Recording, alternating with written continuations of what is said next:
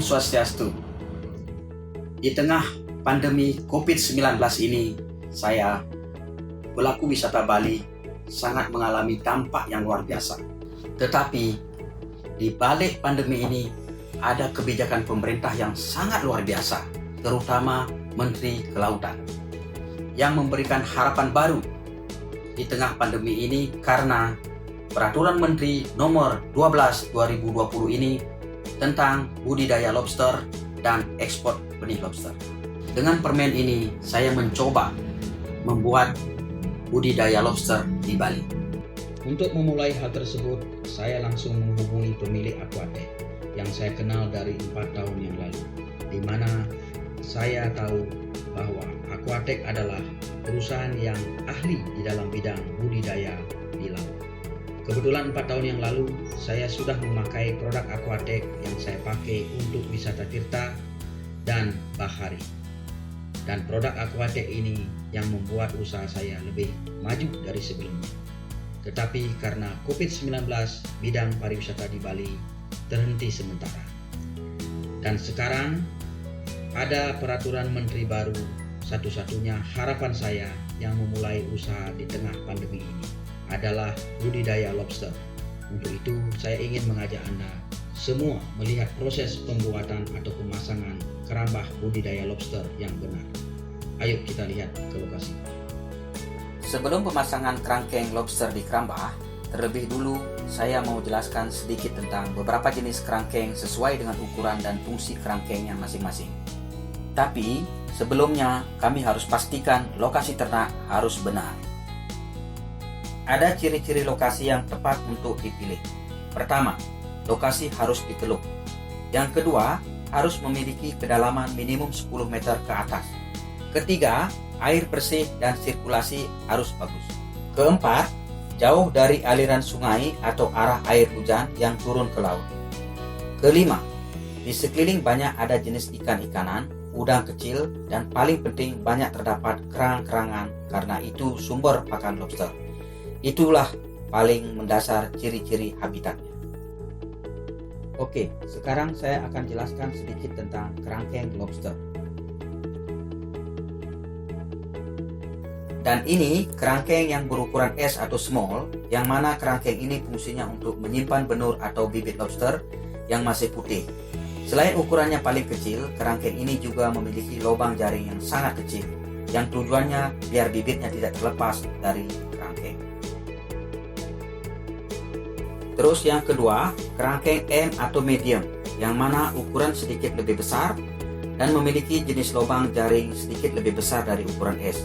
Dan kerangkeng ini digunakan untuk menaruh bibit yang sudah berumur 1 bulan sampai 1,5 bulan. Di mana bibit sudah menjadi hitam berukuran jangkrik yang beratnya kira-kira 5 gram sampai 20 gram.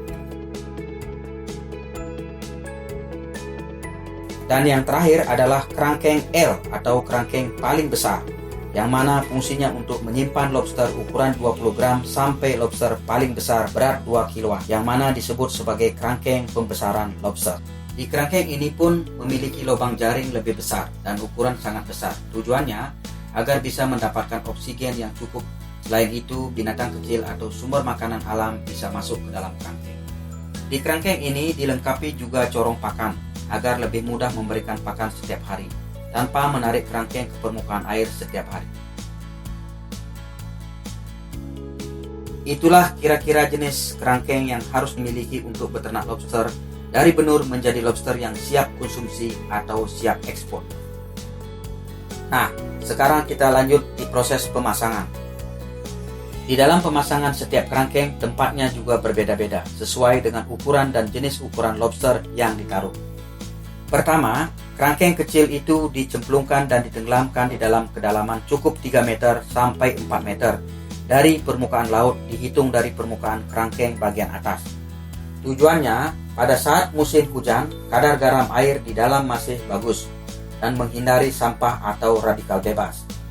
Dan dipasang zigzag agar semua kerangkeng dapat arus air yang bagus untuk mendapatkan oksigen dan kedinginan air yang maksimal. Selanjutnya kerangkeng N atau medium ditaruh dalam kedalaman 4 meter sampai 6 meter karena ukuran jangkrik sampai baby cocok untuk kedalaman tersebut. Dan terakhir, kerangkeng paling besar harus ditenggelamkan minimum dalam kedalaman 10 meter ke atas. Khusus spesies lobster yang mutiara mesti ditaruh di kedalaman 15 meter ke atas, diukur pada saat musim tersurut. Semuanya dipasang mesti harus zigzag menghadap arah arus air. Itulah sedikit informasi tentang pemasangan kerambah ternak lobster dari benur menjadi dewasa. Setelah pemasangan ini kami menunggu 3 atau 4 hari rendam semua jaring dan kerangkeng di laut agar bau dari HDPE dan jaring sudah berubah menjadi air asin dan amis. Setelah itu kami akan melakukan penanaman bibit lobster.